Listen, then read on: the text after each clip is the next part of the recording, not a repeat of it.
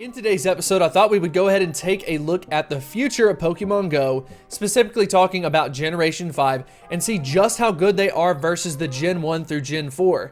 And as an added bonus, we're also going to be taking a look at Pokemon from Generation 4 that have simply not been added into the game, so definitely keep that in mind. But specifically, what we are doing to determine the top 10 from a statistical perspective is taking a look at the Pokemon's attack stat, defense stat, stamina stat, and seeing how they do versus all of the Pokemon from Gen 1 through Gen 5 just to establish an overall ranking.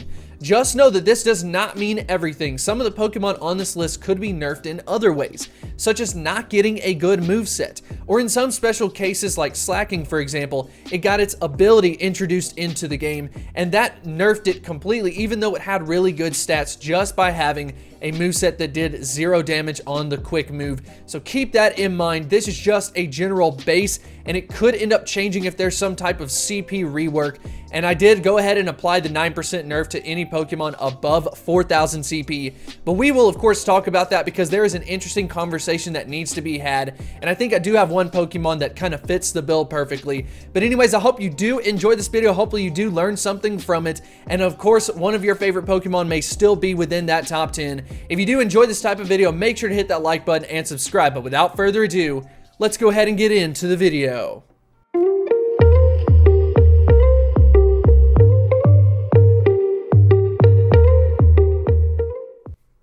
Getting into the first set of Pokemon, I'm going to cover a little bit more than 10 because technically there is one Pokemon that is going to have multiple variations of itself. We will, of course, get to it at that point. So let's go ahead and start it off with Kyogre and Groudon. Now, these two Pokemon are poised to be very successful in Pokemon Go. Just imagine when we get their exclusive moves added in. I do think that there is a lot of major potential between these Pokemon. But let's go ahead and take a look at the stats. So just so you know, they actually have the exact same set of stats. So we're just going to take a look at Groudon as opposed to just having both of them up. But the highest stat that we have is that attack stat at 270, ranked out at 22nd. It also has a solid defense too, though. And for the most part, these Pokemon that we see on this list are well-rounded. We're not going to see one with a majorly high attack stat and then just kind of like garbage stats on that stamina and defense. It's going to be too hard to be at the top overall, statistically speaking, by just having one really good stat. But anyways, Groudon and Kyogre have some major potential. If they can get their exclusive moves added into the game, I do think that the sky is the limit for them. Both of them, unfortunately, do fall under the nerf, as you can see them already at that 4,000 CP mark. If something like Kyogre didn't get that 9% nerf, we would not see something like a Crabhammer Kingler able to take over that #1 spot.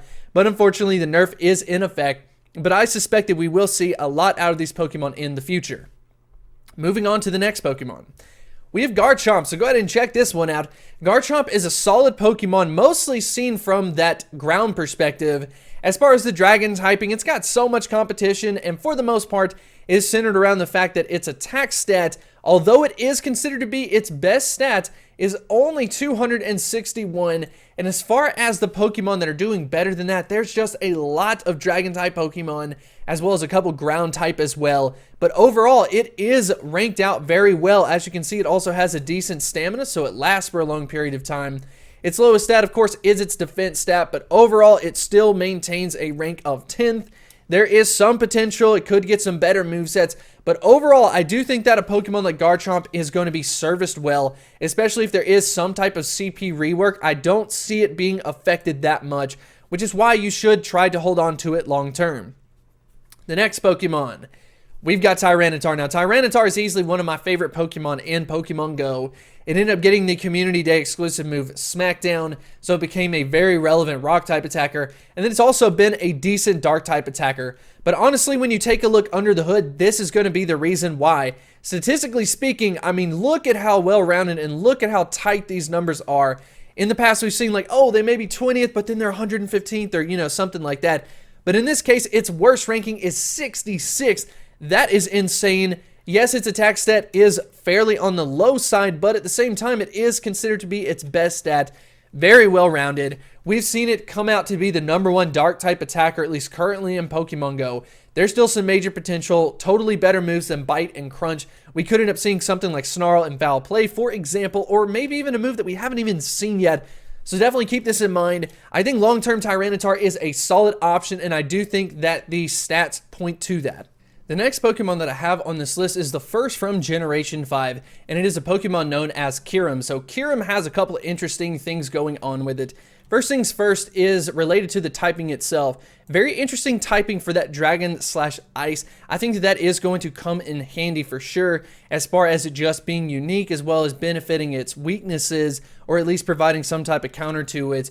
But let's go ahead and talk about something else that's kind of interesting about Kyoram, and that is the fact that it has two different variations available through it, where you could end up getting the black as well as the white form of this. And check out the CPs. I mean, we're talking about a roughly 1,000 CP buff out of just getting the variations of the black as well as the white, of course, going through Kyoram. But yeah, that's going to be absolutely insane. What is Niantic going to do about these Pokemon? I'm honestly not sure what they will do. I'm sure that they'll have to rebalance it in some ways, but just knowing Niantic, they will probably put these types of variations off, or maybe even classify it as something like a Mega or a Primal or something like that in Pokemon Go, where they say, we're not going to really pretend like these exist, at least at this point in time. But eventually they are going to have to address it if they want to bring in everything from the main series. But let's go ahead and take a look at the Pokemon itself as far as the stats are concerned for just the regular Kyoram form. Check this out. Very well rounded when you're talking about the stamina as well as the attack. Attack stat's a fairly normal stat though, 270, so we're talking about right around that Groudon, right around the Kyogre. An overall ranking of 8th in Pokemon Go. Very well rounded, definitely attack heavy, definitely stamina heavy. That is easily its best stat in this case. I'm very excited about this, and if you were curious about how the black/the white Kyoram form would end up performing, as far as the stats are concerned, this is just too much. Like, I just see Pokemon Go saying, wait a minute, we're going to have to do some type of CP rework. These Pokemon are going to run absolutely rampant when you talk about it from the dragon or the ice typing. That 341 seems like a little bit of overkill, and no, we're not talking about like a Deoxys attack form that has over 400 attack. The reason why that doesn't matter is because its stamina stat is garbage, its defense stat is garbage, but when you have a very well-rounded Pokemon like this, it could literally change the game. So I do see some type of CP rework, or this Pokemon just being excluded from Pokemon Go for quite some time. But that's of course speculation, so we're going to have to wait and see. Now that we have talked about Kyoram, as far as the normal form is concerned, we're going to go ahead and get back on track starting from there. Up next, we have Arceus. So Arceus, if you check it out, has a max AP of 3,989. This is very important because Arceus ended up getting the 9% nerf to its stats because it originally would have been above 4,000 CP. Only reason I bring that up is because the next Pokemon on this list seriously got what I would consider the best case scenario, where it just narrowly avoided it. We will of course talk about that, but go ahead and check out its stats. Now, I do think in this case it's not going to perform as well as intended to some extent, because its best stat is going to be that defense. Hey, then there's the stamina, and unfortunately its worst stat is its attack stat at 238, and we all know how heavily the attack stat gets impacted throughout the game as far as the performance is concerned. Who knows? Maybe Arceus will find a way to just kind of overcome that low attack stat. Arceus is definitely a little bit of a wild card in my opinion, and that could explain to some extent why we haven't seen it introduced into the game, at least as of yet. The next Pokemon is Meloetta. So Meloetta is from Generation 5. This is the area form. There are going to be two different forms, but check this out. We've got the CP of 3,987. That's barely lower than what we saw for Arceus, but here's the difference. Meloetta completely avoided the nerf and got right up to that 4,000 CP mark, and because it did not surpass it, it did not get the 9% nerf, meaning that statistically speaking, a Pokemon like Meloetta is able to outperform a Pokemon, the god Pokemon Arceus, which I personally don't think makes sense. I think it kind of showcases the flaw related to that 9% nerf, but it is what it is, at least currently speaking. One thing that Meloetta has going for it is this tight ranking. Check this out. So this is very similar to something like that Tyranitar that we saw, where the overall rankings are just really close together. Unfortunately for Meloetta, its best stat is not its attack stat, but 251, I think that's actually what Tyranitar's is. That is not a bad attack stat by any means, so it will be interesting how this Pokemon is going to perform Maybe with it being a normal type, who knows how it's going to end up kind of doing. We don't see a lot of normal type Pokemon, at least from the raid perspective, so I'm not sure exactly how good this Pokemon is going to end up being. Up next on the list, we have Regigigas. So Regigigas, not introduced at least as of yet into the game, has a fairly high CP. Check this out, 4,346. I'm personally very excited about this one in particular, not necessarily caring about the other Regis by any means, but Regigigas is something that could be interesting in Pokemon Go, at least from a statistical perspective. Go ahead and check this out. Its best stat is its attack stat at 287, ranked at 13th. Overall, though, it is fairly well balanced. Unfortunately, though, I do think Regigigas is going to fall into the trap where it ends up as something like a slacking, where we end up seeing some type of variation of its ability being introduced into the game, but not really something else like, oh, the best way to do it is just to give it a quick move that does no damage. I just have a bad feeling that Regigigas is going to fall into this, but there is still some major potential as far as the moveset is concerned, so I'm still very excited to see exactly how this Pokemon will perform. Moving up on the list, we've got the #1 spot, and it is tied between these two Pokemon. We have Zekrom as well as Reshiram. Both of these Pokemon, if you take a look at their actual CPs, they're rocking that 4,000 CP, of course, after the 9% nerf being applied. Definitely going to be an interesting set of Pokemon because of their typings, where we have that Dragon Electric, and then, of course, we have the Dragon Fire. It would be interesting to see how they perform as their secondary typing. Like, could these Pokemon be good from 2 different typings? That would be insane, or I guess 3 in total between the 2 of them.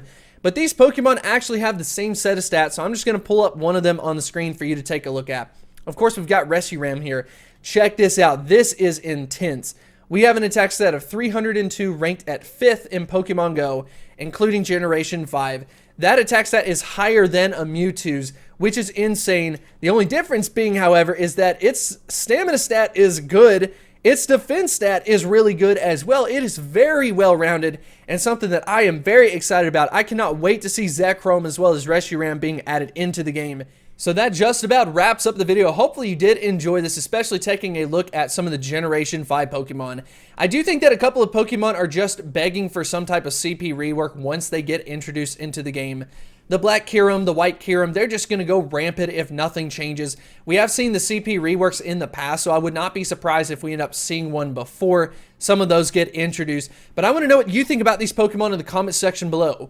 What is a Generation 5 Pokemon that you were looking forward to having the most? And what is a pre-Generation 5 Pokemon that you enjoyed? For me personally, so glad that Tyranitar is still in the top 10. And it still has the potential of a Mega Evolution, so there's a lot of major potential. Anyways, I hope you did enjoy this video. If you did, make sure to hit that like button and subscribe, and I will see you next time. If you want to develop a deeper connection, I would highly recommend you to check out Patreon. We've got a lot of really cool things going on over there. Check out all of these supporters that we have. We are almost up to 100. We are also posting some special content, some behind the scenes work. And if that is the type of thing that interests you, I would highly recommend you to check it out.